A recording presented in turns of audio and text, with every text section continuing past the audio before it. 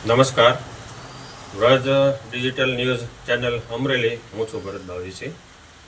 આજે મિત્રો જન્માષ્ટમીનું પર્વ છે. જન્માષ્ટમી એટલે દેવાધિદેવ ભગવાન શ્રી કૃષ્ણનો જન્મોત્સવ. એના આ પૃથ્વી ઉપર અવતરણ દિવસને લોકો જન્માષ્ટમી તરીકે ઉજવે છે.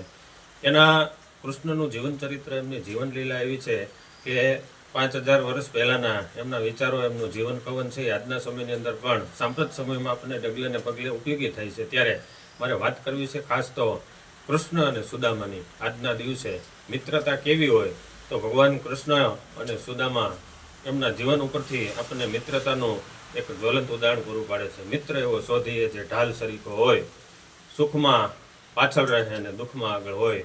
આવી મિત્રતા એટલે કૃષ્ણ સુદામાની મિત્રતા, જેમાં એક છે એ કશું માગતો નથી અને એક છે એ કીધા વગર બધું આપી દે છે. આવી મિત્રતા છે. જ્યારે તમે દુઃખમાં હોય ત્યારે આવો કોઈ કૃષ્ણ જેવો મિત્ર મળે તો સુદામાનું જીવન ધન્ય થઈ જાય. અસ્તુ. જય શ્રી કૃષ્ણ.